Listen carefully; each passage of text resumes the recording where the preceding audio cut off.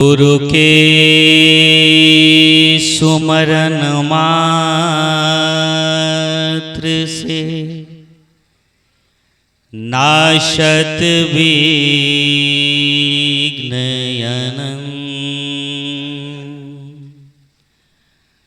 ताते सर्वारंभ में ध्यावत है सब संग। गुरु की महिमा अनंत है, अनंत किया उपकार, लोचन अनंत उघारियां,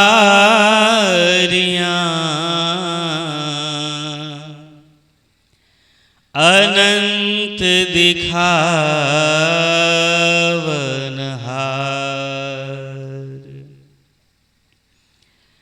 गुरु है बड़ा गोविंद से, मन में देख विचार, हर सिरजे तो बार बार, गुरु सिरजे तो पार, गुरु सिरजे तो पार, गुरु सिरजे तो पार। मेरे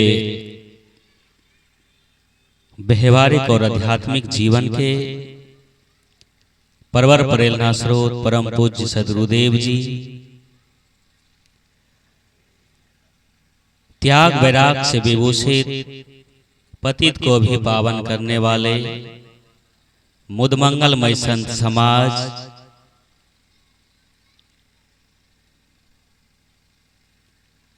निवास स्थल में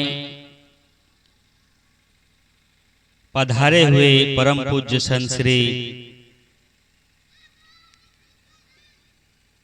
विवेक शरण साहेब जी, कबीर मठ जियनपुर अयोध्या से, परम पूज्य संत श्री सनात साहेब जी, कबीर मठ रीवा मध्य प्रदेश से, परम पूज्य संत श्री दीपक साहेब जी खगड़िया से, और दूर दराज से आए हुए तमाम संत गुरुजन, सबों के पावन चरण कमलों में कोटि कोटि नमन। धर्म सभा में उपस्थित अध्यात्म प्रेमी सज्जनों एवं देवियों, सबों के हृदयस्थ परमात्मा स्वरूप आत्माओं को मेरे छोटे दास के तरफ से, सेवक के तरफ से त्रैवार शाही बंदगी, शाही बंदगी, शाही बंदगी। आज हम लोग संत सम्राट सद्गुरु कबीर साहिब जी के 63वां जिला महाधिवेशन सत्य ज्ञान भागलपुर, बांका, सह मुंगेर 3 जिला मिलाकर ये महाधिवेशन गोराडी के निवासियों ने, समस्त यहाँ के जनता ने मिलकर जो हम लोगों को सत्य ज्ञान के यज्ञ में गोता लगवाने का काम किए हैं।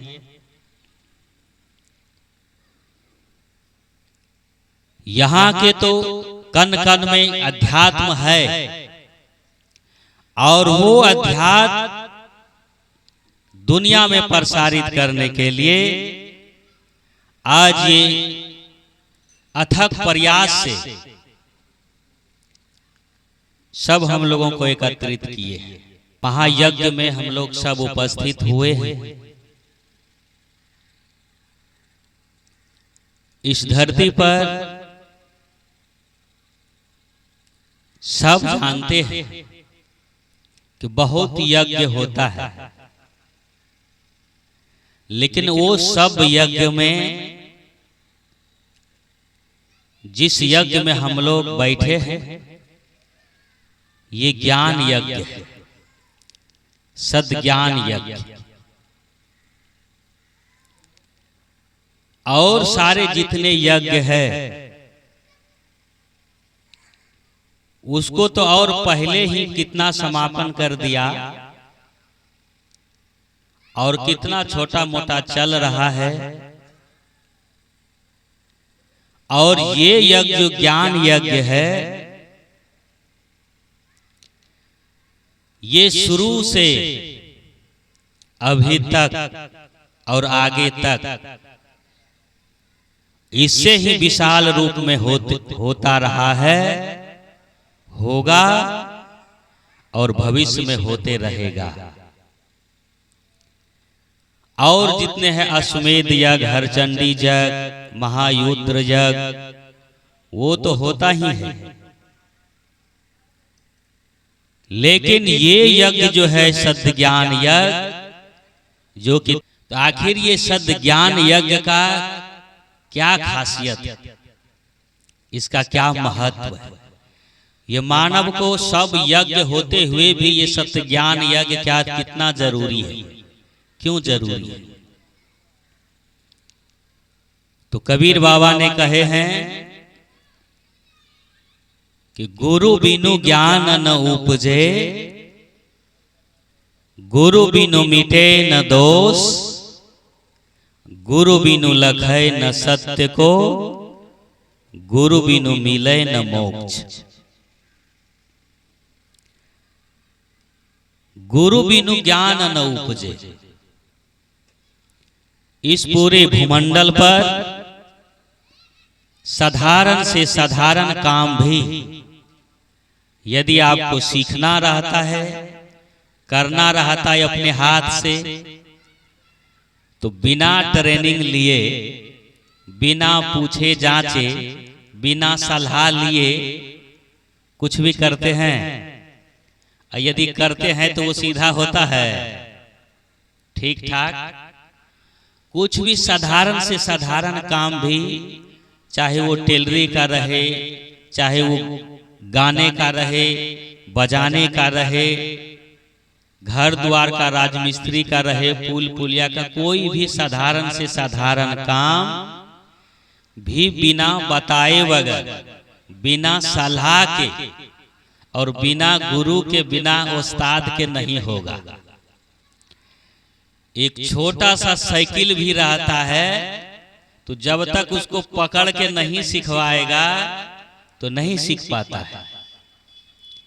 तो और जितने भी हवाई जहाज है, स्कॉर्पियो, बोलेरो, ट्रेन है, उसका तो बातें छोड़िए। तो आप साधारण से साधारण काम भी बिना बताए नहीं होता है, बिना गुरु का, बिना सलाहकार के नहीं होता है। तो अध्यात्म ऐसे परम चरम जो मनुष्य का लक्ष्य है, परम कर्तव्य है, अध्यात्म ये बिना बताए, बिना गुरु के कैसे हो जाएगा? इसका ज्ञान कैसे हो जाएगा?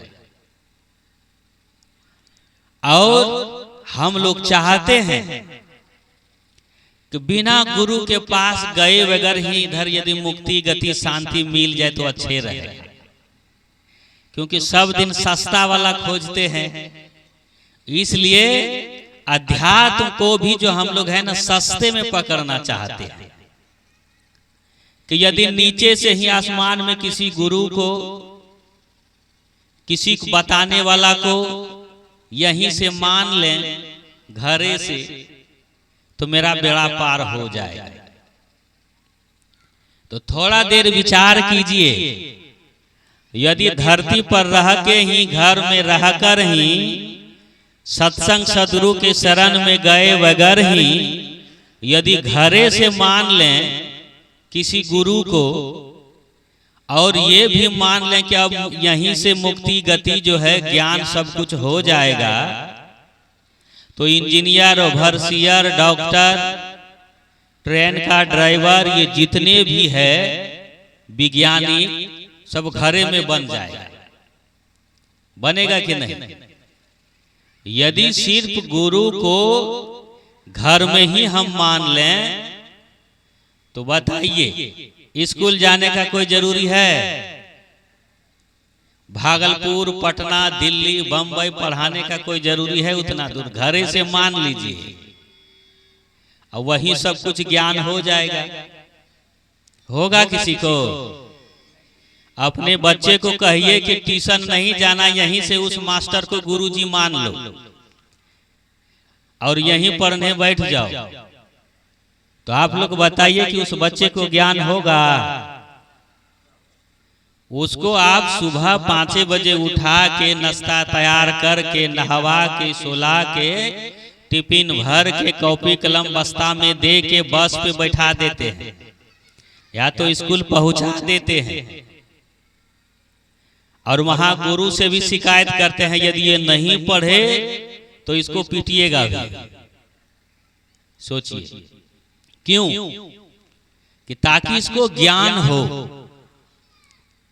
तो आप सिंपल साधारण सांसारिक ज्ञान के लिए जब इतना प्रयास इतना मेहनत करते हैं तो ये आध्यात्मिक वाला जो ज्ञान है, अध्यात्म रूपी क्लास में जो मोक्ष और मुक्ति का परम चरम लक्ष्य का परम शांति का जो क्लास होता है जीवन में सुख शांति का, तो ये क्लास में घरे से कैसे हो जाएगा?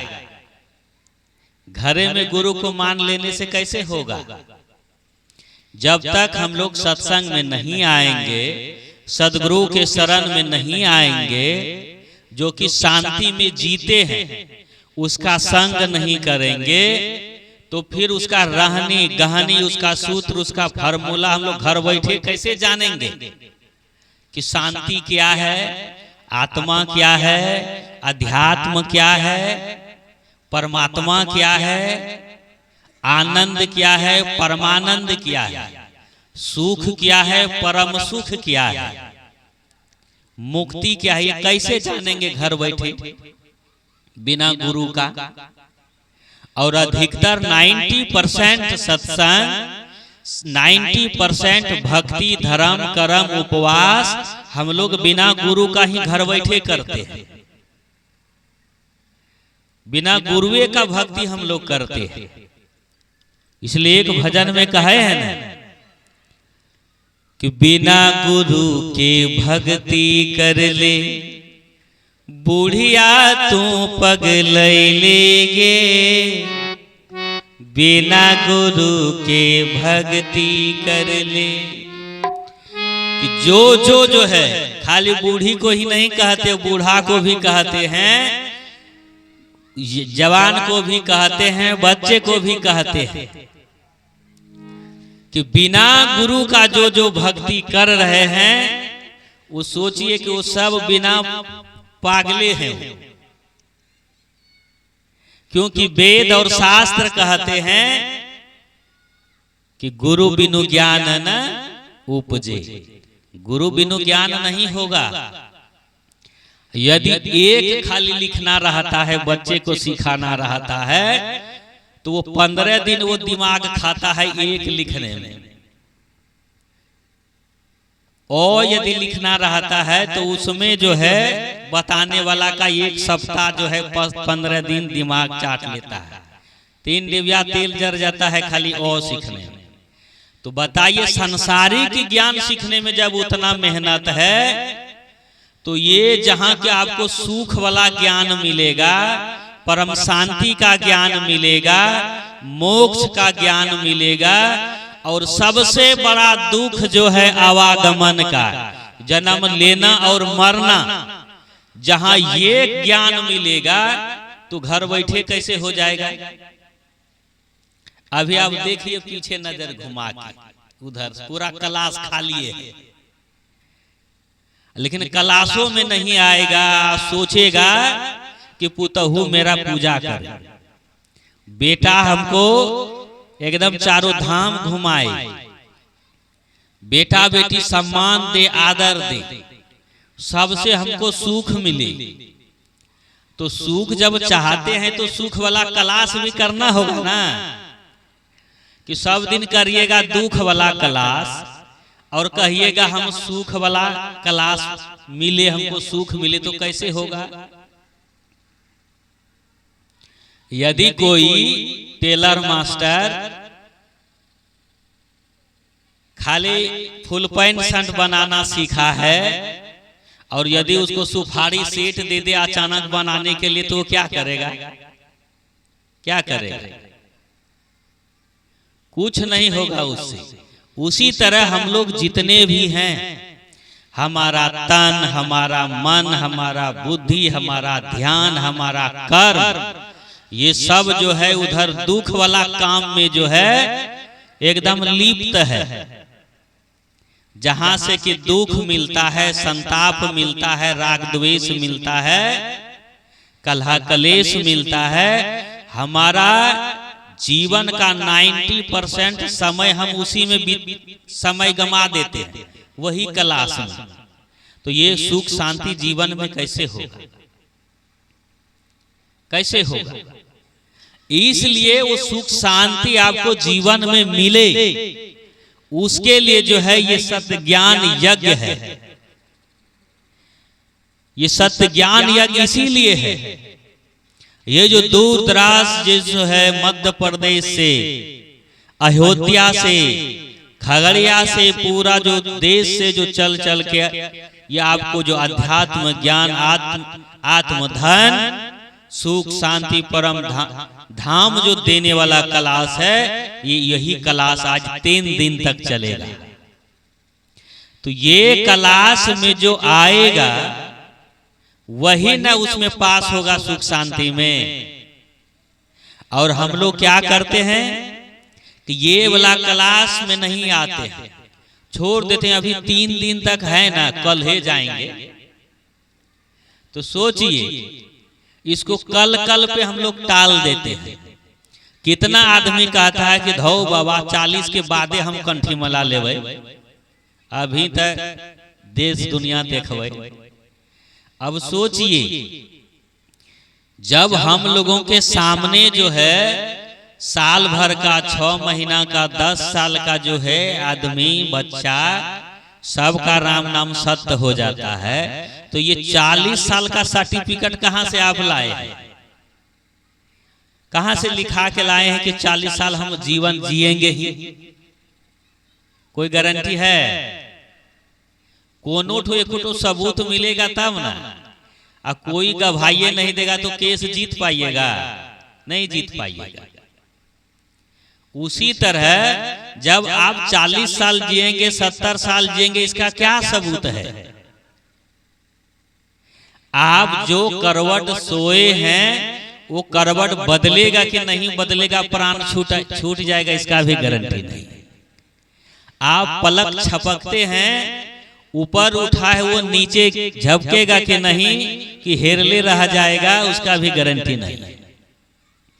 आप खाना खाते हैं, को अभी चावल, सब्जी, दाल सब मिला रहे हैं, ये आपके मुंह तक, मुख तक पहुंचेगा कि नहीं, इसका भी कोई गारंटी नहीं दे सकता।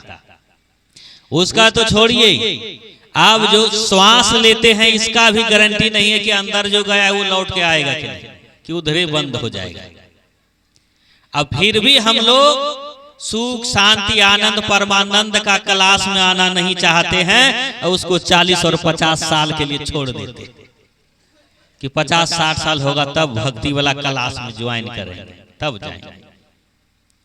तो आप ये सोचते हैं कभी कि सुखो शांति हमको 50 साल के बाद चाहिए? सोचते हैं कि आनंद सुख शांति जो है परमानंद हमको 50 साल के बाद ही चाहिए? जब सुख शांति आप बचपने से चाहते हैं, परमानंद मुक्ति आप बचपने से चाहते हैं, तो इसका कलाश आप 40 साल के बाद करिएगा? सोचिए। इसीलिए जीवन से, इसीलिए समाज से, इसीलिए देश से जो है दुख खत्म नहीं होता है, क्योंकि हम लोग अच्छे आचरण का, अच्छे संस्कार, अच्छे व्यवहार का, नेक कर्म का, सच्चा कर्म का जो कलाश जहां लगता है वहां हम लोग पहुंचते नहीं। और चाहते हैं कि जीवन में पहले से सुख शांति और आनंद रहे और सब हमको इज्जत और प्रतिष्ठा दे, सब हमको अच्छा कहे। तो अच्छा वाला क्लास होगा तब ना, ये तो ऐसे कैसे होगा? इसलिए कहे कि गुरु बिनु ज्ञान न उपजे। चाहे व्यवहार करने का ज्ञान हो, चाहे बोलने का ज्ञान हो, चाहे चलने का ज्ञान हो, चाहे खाने का ज्ञान हो, चाहे पीने का ज्ञान हो, सब आपको जो है सत्संग रूपी क्लास में, सदगुरु रूपी क्लास में आपको मिलेगा। इसके अलावा इसका कहीं संभव ही नहीं। इतना सारे यज्ञ है, वहां भी ये चीज आपको नहीं मिलेगा। यदि वहां मिलता तो हमारे शास्त्र ये नहीं कहता कि बिनु सत्संग विवेक न होई, ऐसा नहीं कहता। वहां कहता कि बिना स्कूल, बिना कॉलेज और जितने सारे यज्ञ है, व्रत है, उपवास है, धर्म है, कर्म है, उसका न वहां नाम लिखता जी कि उसके बिना ज्ञान नहीं होगा, विवेक नहीं होगा। वहां सब कुछ छोड़ के वहां संत महापुरुषों को लिखना पड़ा कि बिनु सत्संग विवेक न होई। तो बिना सत्य ज्ञान रूपी क्लास में आए बगैर, बिना सत्संग रूपी क्लास किए बगैर ज्ञान विवेक संभव नहीं है, नहीं होगा। आप कहते होंगे कि जो कि सत्संगी नहीं है तो उसका घर में सुख शांति कैसे है? तो उसके घर में सुख शांति इसलिए है कि उसमें कोई न कोई सदाचार का संग करने वाला होगा, अच्छा वाणी बोलने वाला होगा, अच्छा व्यवहार वाला होगा। तो वो अच्छा चीज वो कहां से सीखे होंगे? चोर से, वो डाकू से सीखे होंगे अच्छा व्यवहार करने के लिए। इसलिए उसके घर में भी बिना सत्संगी का भी यदि उसके घर में सुख है तो अच्छा व्यवहार, अच्छा वाणी, अच्छा चाल स्वभाव से ही है। इसलिए वहां कहना पड़ा कि बिनु सत्संग विवेक न होई। बिना सत्संग का विवेक नहीं होगा। और ये सिर्फ कबीरपंथी ही नहीं, ये रामायण रामचरितमानस लिखने वाले गोस्वामी जी ने घोषणा की है। उन्होंने ये सपोर्ट कर रहे हैं कि बिनु सत्संग विवेक न होई। इसलिए हम लोग सत्संग में अधिक से अधिक ये जो है ये पाठशाला में जहां सत्य ज्ञान की चर्चा होती है, दूर दूर से आकर संत गुरुजन जो है हम लोगों को ज्ञान देते हैं, व्यवहारिक ज्ञान भी देते हैं और आध्यात्मिक ज्ञान भी देते हैं। और आप संसार में उधर आपको तो सिर्फ खाली व्यवहारिक ज्ञान मिलेगा। स्कूल में, कॉलेज में, यूनिवर्सिटी में वहां सिर्फ व्यवहार का ज्ञान होता है। व्यवहार का ज्ञान सीख सीख के, सांसारिक ज्ञान सीख सीख के पीएचडी कर लिया, मंत्री विधायक बन गया, लेकिन फिर भी हाथ से सिगरेट नहीं छूटता, वो बोतल नहीं छूटता है, तंबाकू नहीं छूटता है। भले आप किताब में पीएचडी कर लिए तो क्या हुआ? इसलिए वो सांसारिक ज्ञान से आपका शांति नहीं मिलेगा। उसमें गुण भले वो सीख के जो है सांसारिक जो है संपत्ति आप जुटा लेंगे, सुविधा का सामान जुटा लेंगे वैज्ञानिक बन के, लेकिन आत्मा को, मन को शांति के लिए जो है उसको विवेक चाहिए, ज्ञान चाहिए, और वो आपको सत्संग में मिलेगा। और ये ज्ञान जब हो जाएगा तो ना आप बीड़ी छुएंगे, ना सिगरेट छुएंगे, ना दारू, ताड़ी, शराब, गांजा, भांग, ये सब कुछ नहीं छुएंगे। तो इसके लिए जो है कोई पीएचडी करने की जरूरत नहीं है, उधर एमए बीए जो है इंटर पढ़ने की जरूरत नहीं है। आप अध्यात्म रूपी क्लास में आ गए हैं, गुरु के शरण में आ गए हैं, तो ये आपके मन को निर्मल कर देंगे, और वो पीएचडी वाला फेल हो जाएगा। वो पढ़ लिख करके भी दारू पीता है, सिगरेट पीता है। इसलिए ये सत्संग जो है, ये सत्संग रूपी क्लास, ये हर एक मानव को जरूरी है। चाहे आप कोई भी पूजा पाठ व्रत उपवास करते हैं, करते रहिए, लेकिन सत्संग रूपी क्लास को मत छोड़िए। क्योंकि आप व्रत उपवास उधर जितने भी त्योहार करते हैं, उससे हल्का मन आपका शांति होगा। थोड़ा देर के लिए जो है आप पवित्र होंगे, थोड़ा देर के लिए जो है उससे फायदा होगा।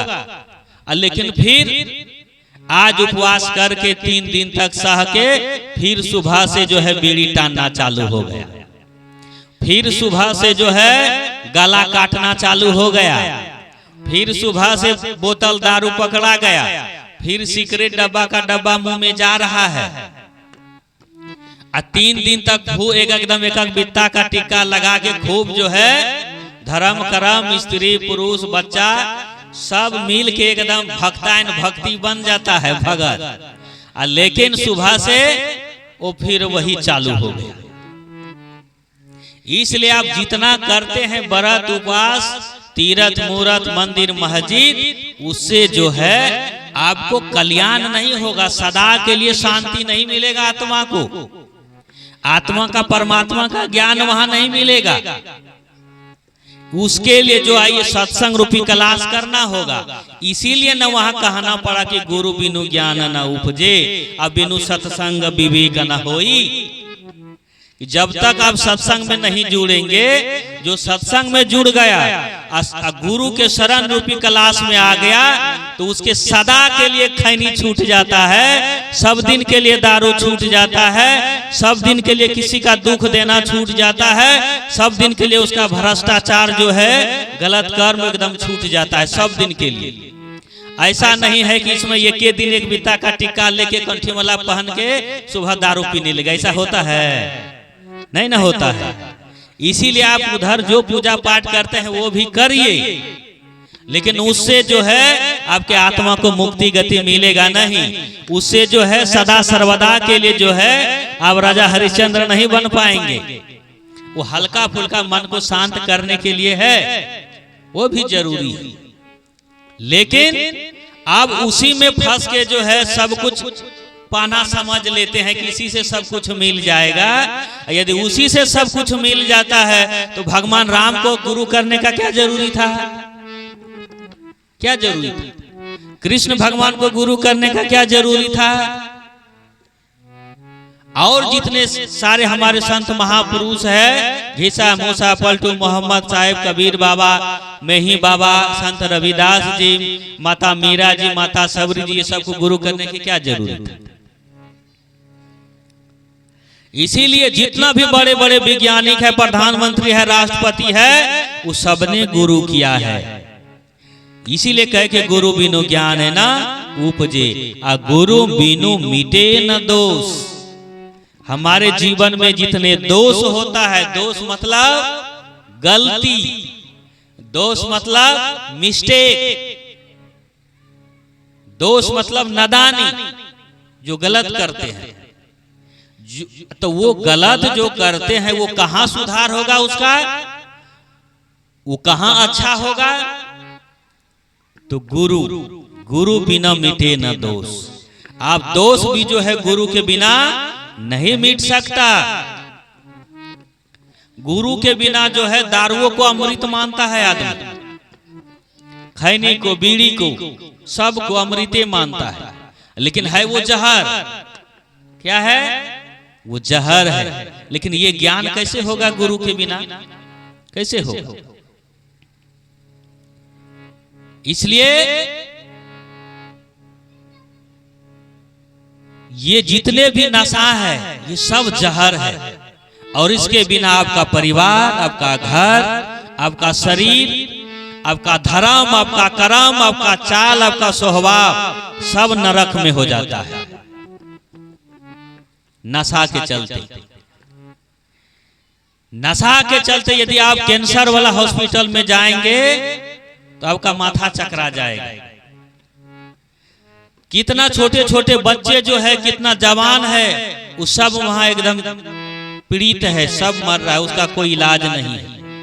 तो इसलिए सत्संग रूपी क्लास में आकर उसको जानकर वो जहर उसको सदा के लिए छोड़ दीजिए, और उससे जो पैसा बचेगा अपने बच्चे को पढ़ाइए, लिखाइए, अच्छा कपड़ा पहनिए, अच्छा घर मकान बनाइए, जीवन में आगे बढ़िए। तो ये चीज आपको सत्संग रूपी क्लास में मिलेगा। और वहां एक एक जगह देखे हैं कि अखंड में जो है उधर हरे राम हरे कृष्ण भी चल रहा है, और चादर के अंदर खैनी भी रटा रहा है। भरदाम जो है 2 बोतल चढ़ा लिया है, मुंह से आवाज नहीं निकल रहा है, और अखंड में बैठ गया है।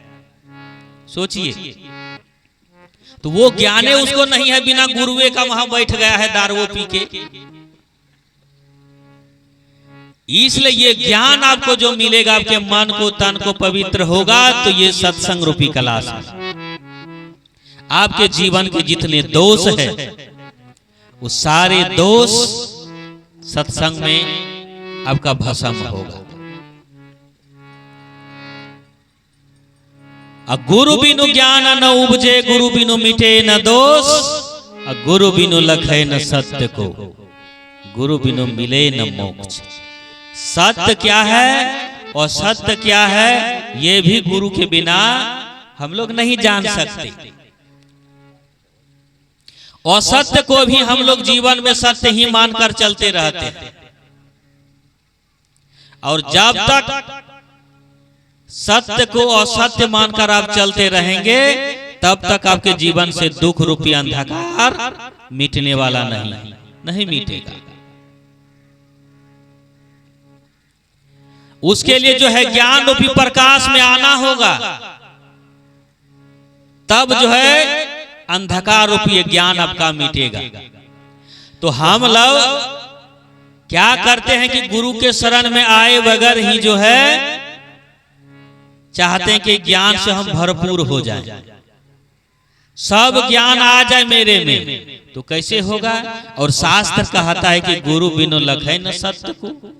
वो सत्य ज्ञान जो है, सत्य विचार जो है, सत्य व्यवहार जो है, सत्य आचरण जो है, वो गुरु के बिना नहीं मिलने वाला है, कोई नहीं लखा सकता। इसलिए हमारे भगवान कहलाने वाले भी उन्होंने गुरु किए हैं। राम कृष्ण से को बड़ो उन्हू तो गुरु किन, 3 लोक के वो धनी, सो गुरु आगे अधीन। आप जिनको भगवान तीनों लोक के कर्ता कहते हैं, वो भी जो है गुरु के आगे अधीन है। वो भी जो है गुरु के चरणों में प्रणाम बंदगी करते हैं। तो बताइए, हम लोग जो ये गुमान में अहंकार में रहते हैं कि गुरु के बिना ही भवसागर तर जाएंगे, गुरु के बिना ही परम आनंद मिल जाएगा, गुरु के बिना ही सब सुख शांति मिल जाएगा, तो कैसे होगा। कृष्ण भगवान हम लोगों से क्या छोटे हैं। जब उन्होंने गुरु किए, तो फिर हम लोग जो ये गुमान करते हैं, अहंकार करते हैं कि हम लोग बिना गुरुवे को भवसागर तर जाएंगे, बिना गुरुवे का सुख शांति मिल जाएगा, वो कभी नहीं मिलेगा, कभी नहीं। इसलिए गुरु करना ही होगा, बिना गुरु का नहीं होगा। जैसे एक फूल जो होता है जंगल का, उस जंगल में झड़ के ऐसे ही बर्बाद हो जाता है, न किसी संत के गले का माला बनता है, न किसी देवी देवता के चरणों में चढ़ता है। उसी तरह बिना गुरु का यदि हम लोग भक्ति करेंगे, धर्म कर्म करेंगे, बिना गुरु का जीवन यापन करेंगे, तो वही फूल के तरह जो है मिथ्या, उस फूल के तरह हम लोगों का जीवन गुजर जाएगा। ऐसे ही जीवन चला जाएगा, एक पशु पक्षी कीड़े मकोड़े की तरह जीवन चला जाएगा। मनुष्य के छोड़कर जितने भी जीवधारी है, उसको गुरु करने का जरूरी है। घोड़ा, गदहा, बकरी, ऊंट, भैंस जितने भी है, उसको गुरु करने का जरूरी है। उसको भक्ति का भी जरूरी नहीं है, पूजा पाठ धर्म कर्म का कोई जरूरी नहीं है, इसलिए वो गुरु भी नहीं करता। तो यदि हम लोग सुख शांति चाहते हुए भी, मुक्ति यदि चाहते हुए भी, यदि हम लोग गुरु के पास नहीं जाएंगे तो उसमें और हम लोगों में क्या अंतर है? क्या अंतर है? उसी तरह कीड़ा मकोड़ा की तरह जीवन चला जाएगा। और अंतिम में कहते हैं कि गुरु बिनु मिले न मोक्ष। मोक्ष मतलब होता है मुक्ति, मोक्ष मतलब होता है परम धाम, मोक्ष मतलब होता है सतलोक, मोक्ष मतलब होता है सतगति, मोक्ष मतलब होता है निर्वाण, मोक्ष मतलब होता है इस आत्मा को परम शांति। मोक्ष मतलब होता है सारे बंधनों से ऊपर उठ जाना। मोक्ष मतलब होता है सारे अज्ञान रूपी अंधकार को चीरकर ज्ञान रूपी प्रकाश में प्रतिष्ठित हो जाना। तो ये बिना गुरु का कैसे होगा? कैसे होगा? बिना गुरु का ये असंभव है, मोक्ष मिलना मुश्किल है।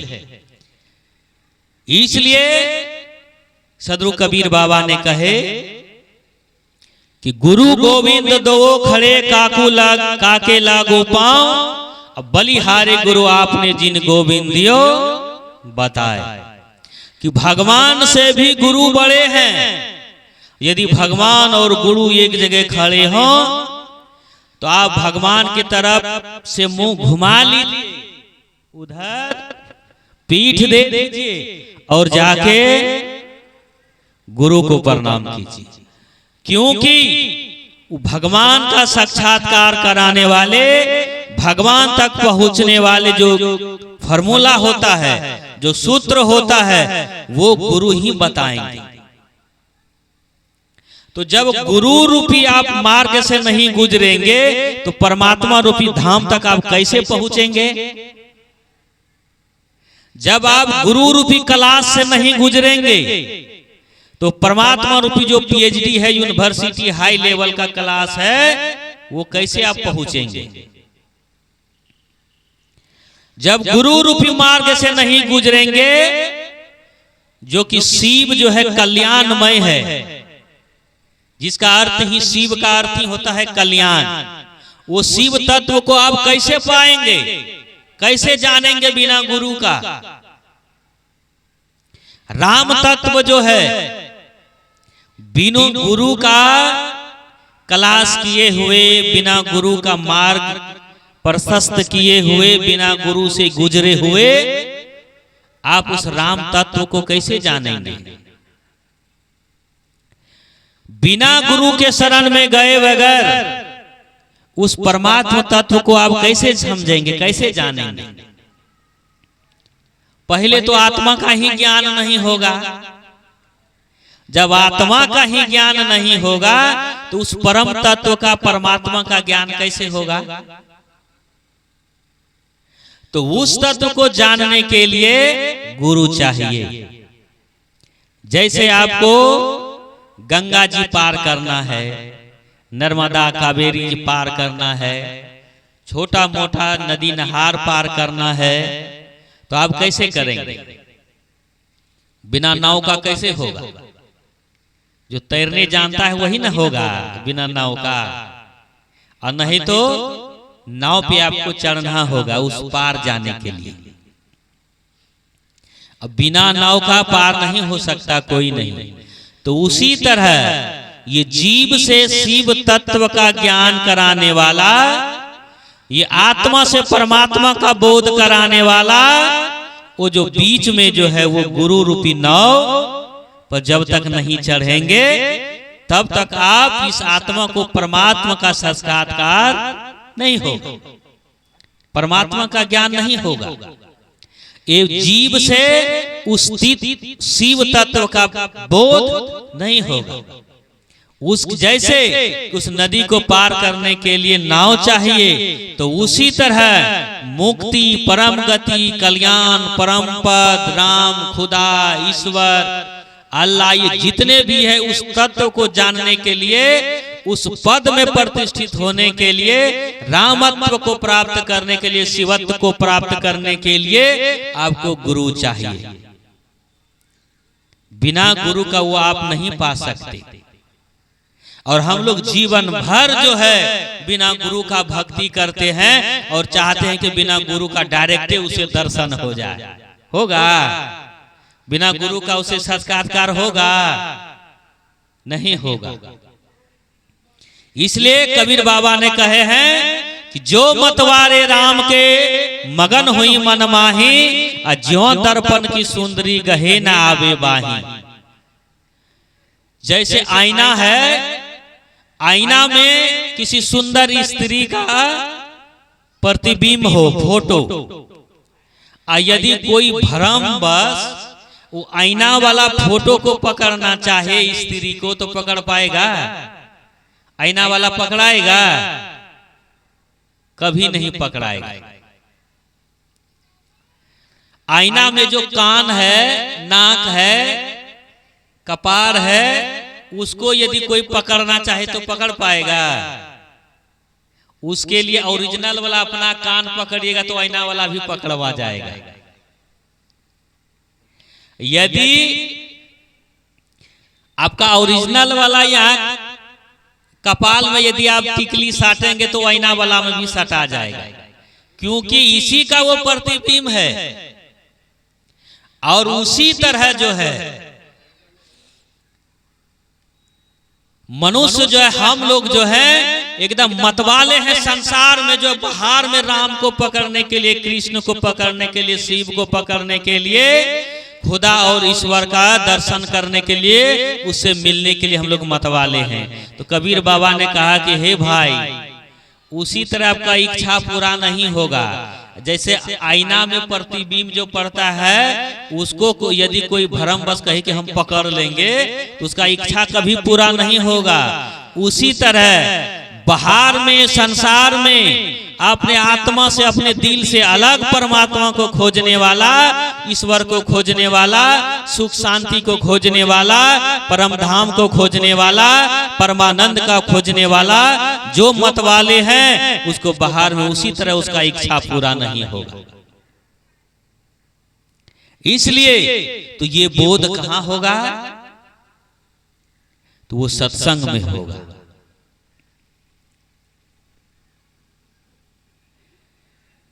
वो बोध सत्संग में होगा और सब तो वहीं छूट जाएगा। इसलिए ये गुरु जो है जीवन में, गुरु से बड़ा कोई नहीं होता है। इसलिए कबीर बाबा ने कहे कि गुरु है बड़ा गोविंद से मन में देख विचार, हरि सिरजे तो बार बार, गुरु सिरजे तो पार। यदि भगवान सृजन करेंगे आपका, तो जीवन में बार बार ये संसार में आपको जन्म लेना होगा और बार बार मरना होगा। ये संसार में बार बार जन्म लेना होगा और जाना होगा, मरना होगा। इसलिए यदि गुरु रूपी क्लास में आकर, सत्संग रूपी क्लास में आकर, ये सत्य ज्ञान रूपी गंगा में आकर यदि एक बार क्लास कर लिए और ये गुरु यदि एक बार सृजन कर दिया, तो आपका बेड़ा पार हो जाएगा। बोलिए सदगुरु भगवान की। तो हरि सिरजे तो बार बार, गुरु सिरजे तो पार।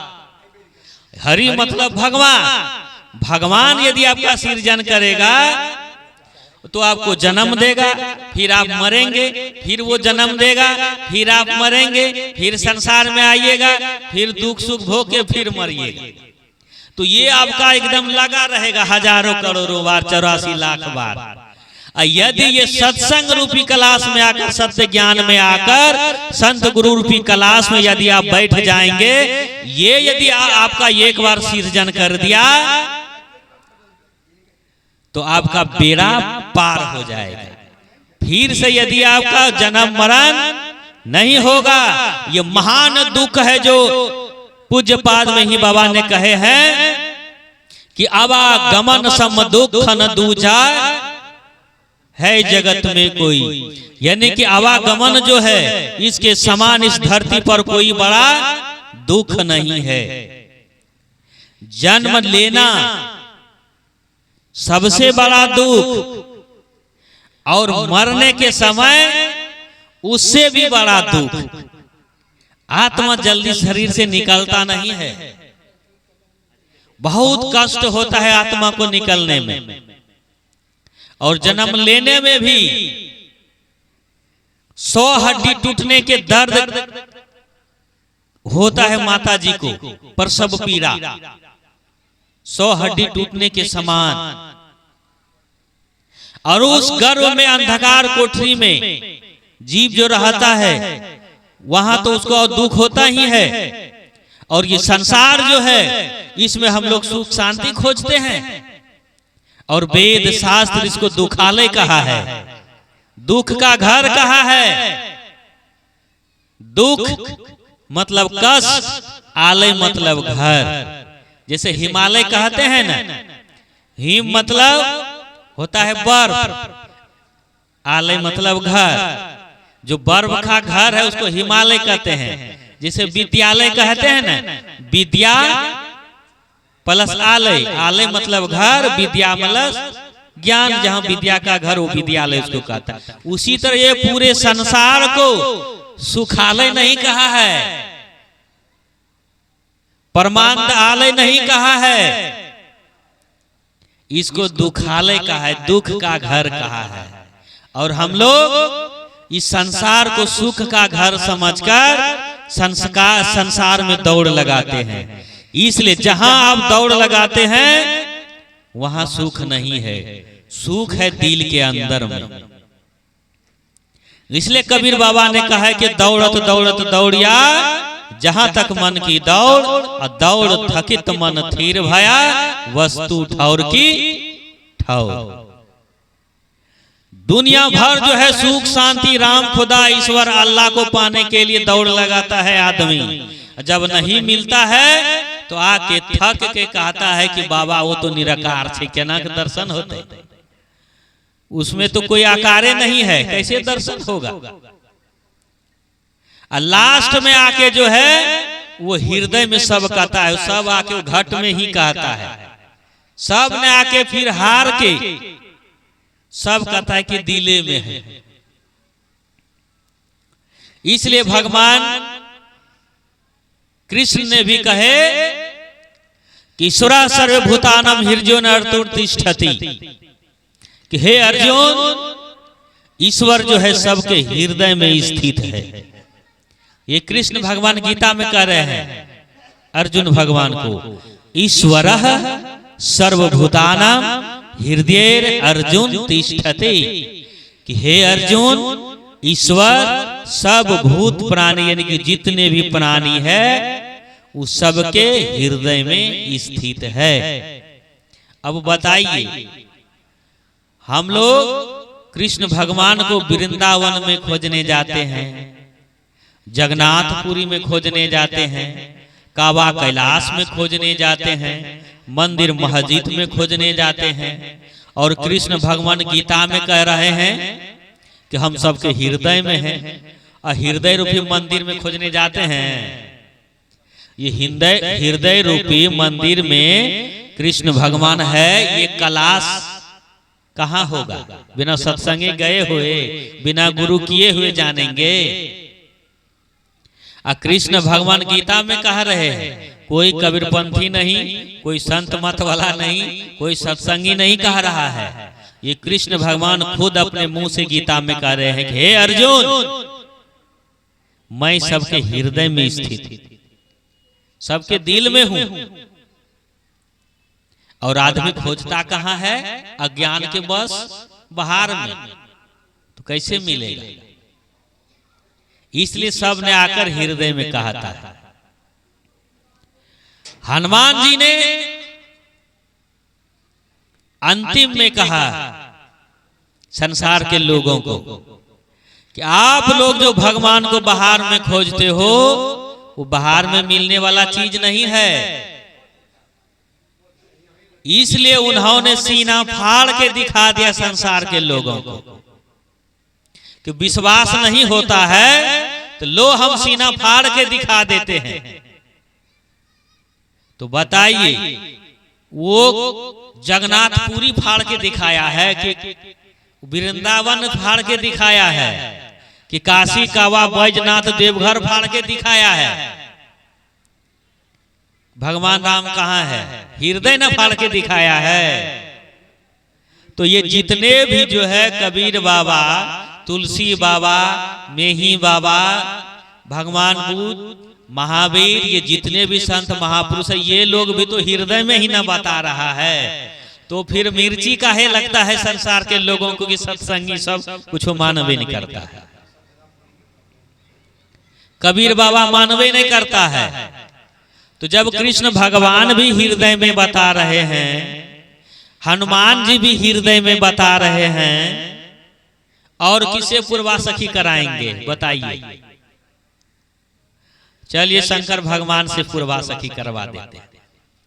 शंकर भगवान ने शिव पुराण में क्या कहते हैं? शिव पुराण तो कोई कबीरपंथी नहीं है ना लिखे हैं कबीर बाबा। शिव पुराण जो है भगवान शिव जी के हैं। अब भगवान शिव जी के हम लोग रोज मंत्र दोहराते हैं। क्या दोहराते हैं? गौरपुर गौरम करुणावतारं संसार सारं भुजगेंद्रहारं सदा वसंतम हृदयारविंदम भवं भवानी सहितं नमामि। भवं भवानी सहितं नमामि। ये तो पंडित जी जो है और सब जो है हम लोगों को सब दोहरवाते हैं रोज, लेकिन ये मंत्र क्या कहता है कभी लोग समझने का प्रयास किए हैं? इसमें शिव जी कहाँ रहते हैं ये पूरा एड्रेस है। अब बिना एड्रेस लिए, अब बिना एड्रेस को जाने हुए अब समधियारो जाएंगे तो पहुंच पाइएगा? नहीं पहुंच पाइएगा। यदि आपको समधी है जाना है तो बिना 17 जगह पूछे हुए उसके द्वार पे नहीं पहुंचते हैं, पहली बार में जाना रहता है। तो शिव जी तक, भगवान राम तक, भगवान कृष्ण तक ऐसे ही कैसे पहुंच जाइएगा? बिना उसका सूत्र जाने हुए, बिना फॉर्मूला जाने हुए कैसे पहुंच जाएंगे? जैसे आप कहीं जाते हैं रास्ते में जिससे पूछते हैं वो आपके गुरु हुआ, अब वो नहीं रहता तो कहाँ आप भटकते पता नहीं, अब भटक ही जाता है। तो उसी तरह भगवान से मिलाने वाला, ईश्वर से मिलाने वाला, खुदा से मिलाने वाला, जो बताने वाला है वो सदगुरु है, वो गुरु है। इसीलिए कहे कि उससे बिना ज्ञान होने वाला नहीं है। और हम लोग अब बिना उसको जाने ही, बिना गुरु के सानिध्य में गए ही हम लोग चाहते हैं कि हम शिव जी से दर्शन कर लेंगे। बताइए, शिव जी से जो है वो मिश्री में, बादामे में दर्शन हो जाता है 7 दिन में, 1 दिन में, खीरे में। सोचिए इतना सस्ता। अब भैसमासुर जो है, रावण जो है, उन्होंने शिव जी को पाने के लिए मिश्री बादाम में देखे थे, खीर में। सोचिए वो कितना दिन तपस्या करना पड़ा, 10 तो गला भी काट के देना पड़ा, तब जाके खुश हुए। और हम लोग चाहते हैं कि ये के घंटा में जागो जागो कहा के जो है बादाम में दर्शन कर लेते हैं। सोचिए ये क्या है? तो शिव जी ने कहा कहते हैं कि हम ना बादाम में हैं, ना मिश्री में है, ना खीर में है, ना बैजनाथ धाम में है, ना बाबा धाम, ना काबा में, ना कैलाश में है। वो कहाँ कहते हैं? सदा वसंतम, कहा हृदयारविंदम भवम भवानी सहितम नमामि।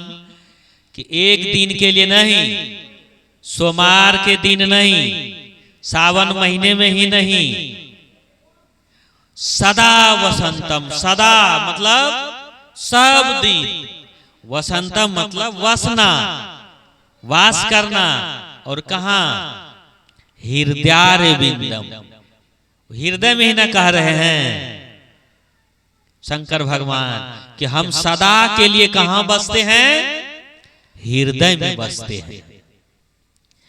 तो हम लोग खोजते कहां हैं, उसका दर्शन करने के लिए कहां चाहते हैं, और दौड़ कहां लगाते हैं।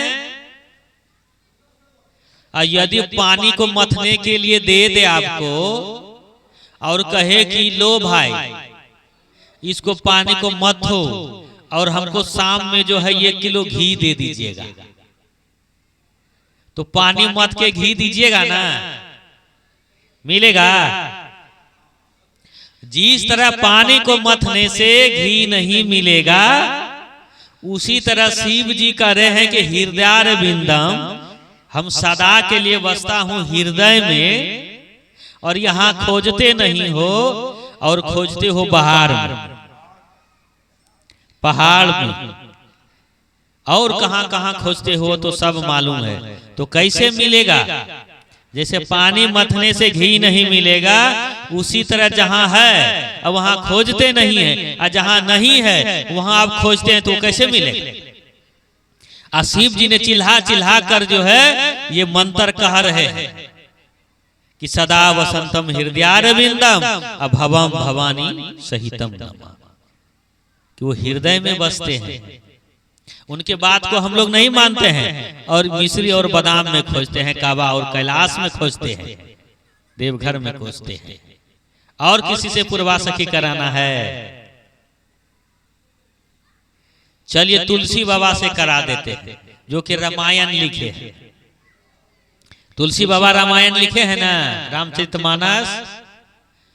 वो कहते हैं कि घट में है सूझत नहीं लानत ऐसे जिन, तुलसी ये संसार को भया मोतिया बीन। क्या कह रहे हैं तुलसी बाबा, कि घट में है सूझत नहीं।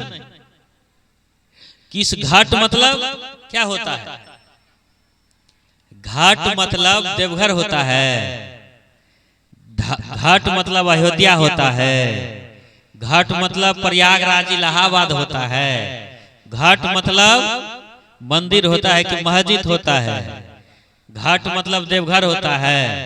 क्या होता है घाट मतलब, घाट मतलब हृदय होता है, घाट मतलब ये दिल होता है। तुलसी बाबा कहते कि घाट में है सूझत नहीं लानत ऐसी जिंद, लानत है ऐसे जिंदगी पर जो कि आपके दिल में है, आपके घाट में है, सूझता नहीं है, दिखाता नहीं है। और तुलसी ये संसार को भया मोतिया बीन, कि तुलसी बाबा कह रहे हैं कि ये संसार को मोतिया बीन हो गया है, ये घाट में है, दिखाई नहीं देता है राम, देखता है बाहर में, खोजता है बाहर में। ये रामायण लिखने वाला तुलसी बाबा कह रहे हैं, भगवान राम की कथा कहने वाले कह रहे हैं। हनुमान जी उसका जो परम सेवक है, अब वो तो सीना फाड़ के हृदय में घाट में दिखाया ही नहीं। वो बोले कि यदि हनुमान जी पे विश्वास नहीं है तो शंकर भगवान का सूत्र देख लीजिए, वो भी कह रहे हैं घाट में, और तुलसी बाबा भी घाट में कह रहे हैं कि संसार को जो है मोतियाबिंद हो गया है, दिखाइए नहीं देता। वो घाट में राम है, सिया राम मैं सब जग जानी, कि जितना है सिया राम, ये जितने भी घट घट है, जितने भी माता जी है वो सब माता सीता जी के रूप में है। ये जितने भी पुरुष वर्ग के हैं वो सब राम के रूप में है। यानी कि सिया राम मैं सब जग जानी, सब में जो है राम और सीता है। अब बाहर में कहाँ खोजते हो, सबके हृदय में है। और भगवान शिव जी भी तो वही बात कहते हैं कि हम अकेले नहीं दिल में रहते हैं, भवम भवानी सहितम नमामि। माता भवानी भी रहती है, दोनों साथ में रहते हैं। इसलिए सारे महापुरुषों ने, सारे देवी देवता ने भी दिल में कहा है, और हम लोग दिल में खोजते नहीं है। वो गुरु के बिना अंधकार में हम लोगों का जीवन जा रहा है, और बाहर में मिलने वाला नहीं है। मेदी में जैसे लाली है, जब तक आप उसको पीसेंगे नहीं, कोई बताएगा नहीं तो उसमें लाल है कि हरा है कि पीला है जान पाइएगा? नहीं जान पाइएगा। इसलिए उसको कोई बताता है पीस के रंगा के, तब पता चलता है कि उसमें लाली है। तो उसी तरह जब तक गुरु के शरण में नहीं आएंगे तब तक जो है ये पता नहीं चलेगा कि ये आत्मा ही परमात्मा है। तब तक पता नहीं चलेगा कि ये आत्मा में ही सब सुख है। तब तक पता नहीं चलेगा कि आत्मा में ही जो है परम धाम है, परम गति है, सब कुछ है। इसलिए जितने भी है सब गुरु के शरण में आए और अपने जीवन को कृतार्थ करें, और गुरु से युक्ति लेकर, सूत्र लेकर, फार्मूला लेकर, ध्यान साधना का मंत्र लेकर गुरु के शरण में आकर अपना जीवन को धन्य बना लें। लास्ट में तो सब छूट ही जाएगा।